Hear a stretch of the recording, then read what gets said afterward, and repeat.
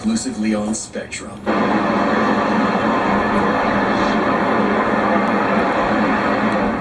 Here it is, the news about the coronavirus.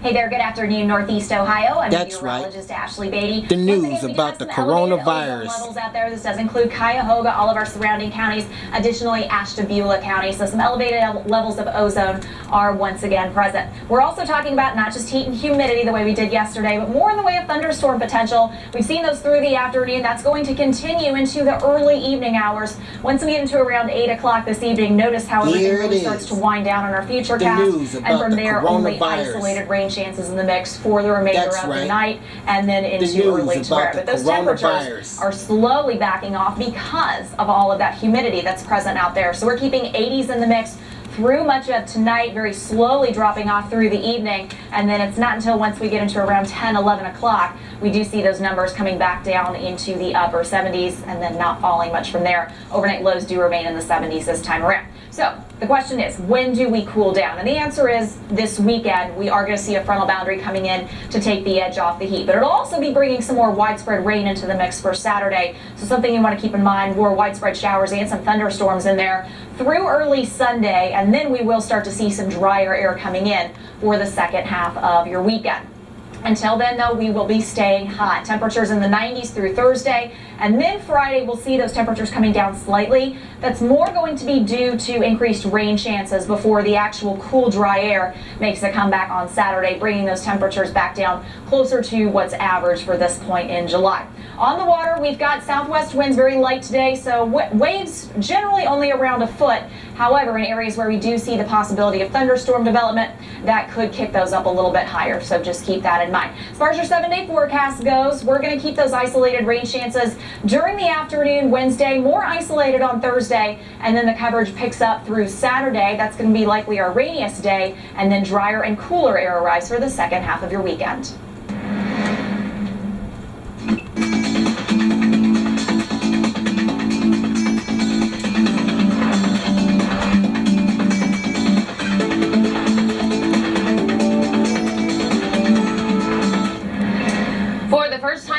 In Southwest Ohio, a racial gap is starting to close. According to a Cincinnati nonprofit, fewer black babies are dying. Spectrum News 1 reporter Sheena Elzy explains. At a time when racism is being protested and challenged, there's one decades-long racial disparity that's slowly starting to change. We actually had the fewest number of black infant deaths in Hamilton County's history last year. Ryan Adcock, the executive director of Cradle Cincinnati, has been tracking the numbers. The group is reporting a 24% drop. That's 14 fewer black babies dying. He says there could be a number of reasons why, but he's convinced what they're doing is one of them. A big part of the problem was racism. And that's something that historically has been hard for white folks to hear, hard for people in power to hear. And I think what our community has done a nice job of is taking those hard truths and trying to transform them into action. The action they've taken, they formed a community partnership led by black women called Queens Village. The group rallied around overcoming racial disparities, giving black mothers a voice and support, and health officials are listening. Most of the prenatal care systems here in Hamilton County engaged in a whole series of implicit bias trainings to try to reduce the ways in which they're negatively showing up for those families. And he says they plan to continue to keep the infant mortality numbers at bay by continuing to help at-risk mothers, but earlier in their pregnancy. But he says there's still a lot more work to do. It is still true that black families are much more likely to lose their children than white families, regardless of health behaviors, regardless of socioeconomic status. And so we have a long, long way to go. I'm Sheena Elzy for Spectrum News. Coming up in our next half hour, some resources to help you and your family with the ongoing pandemic. But first, we continue to hear from activists, leaders, and community members about what's brought them to action. For today's Voice for Change, her experience going through cancer treatments pushed her to make a difference.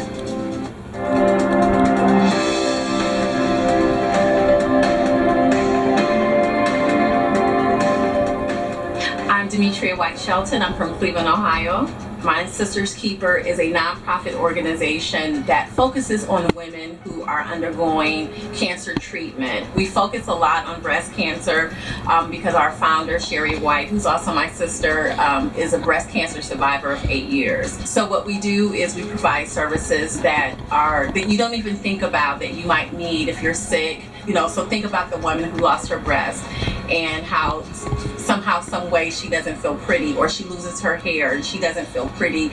And my sister said that one of the things that helped her was to continue to dress herself up every day. It helped boost her confidence, and it helped her to just maintain a positive attitude while she was going through her treatment. So now that we're in the throes of the pandemic, and and some of the civil unrest that we're all seeing around the world and the country, and it's impacting all of us, we are focusing more on some of the emotional and the mental things that are happening with women. So we're doing a lot of that through social media. We're having prayer circles, some sessions with nurses who are talking about how to detect it, some of the symptoms, just really educating women on how to make sure that if there's something going on with you, you know exactly what to do and how to take care of it right away. We all heard the education about how to do the self-check exam. There are some telltale signs where there could be pain, there's soreness, there's redness, things like that. Those are the things that you want if you're a little bit afraid to go into your doctor. We definitely want you to use the telemedicine options that are out there right now, because the key to getting through this is early detection, and we all hear that all the time.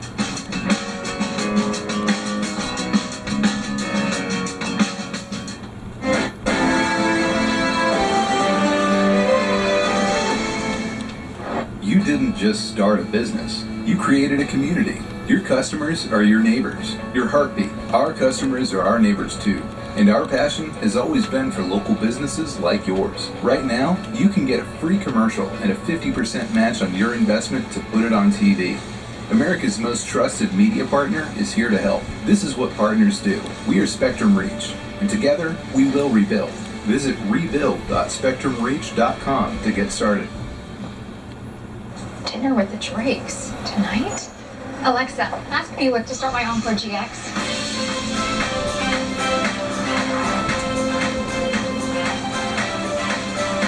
4 fillets. This dinner's for their Kids. Thanks for watching them. Where's the pizza? The first ever Buick Encore GX. Now everyone can get the GM employee discount on most 2020 Buick SUV models. At Spectrum News 1, our goal is refreshingly simple: to bring you an accurate, reliable, and local forecast every 10 minutes. Weather on the ones, every 10 minutes, exclusively on Spectrum. Driven to bring decision makers together and committed to elevating discussion and debate. Your community, your state, your show. In Focus with Mike Kallmeyer, Sunday mornings at 10:30 on Spectrum News 1, exclusively on Spectrum. Maybe I'll run for president, maybe I won't, but I will tell you that I'm not going to go away. I don't think Michigan can become the Michigan of old. We're probably the first professional sports team in the world that was built by the fans. We're the biggest ice cream shipper in the nation, setting the standard for American ice cream. I get to live my dream. I mean, what more could I ask for? Conversations, Sunday and Tuesday night at 9 on Spectrum News 1, exclusively on Spectrum.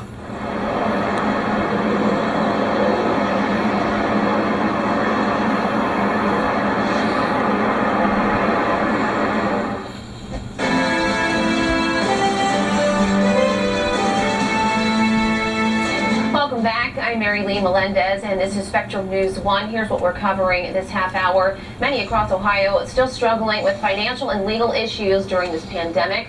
Organizations and federal government bills aim to help those going through tough times. We'll have that story and more coming up in just a bit, but first let's get a quick check of your Weather on the Ones forecast.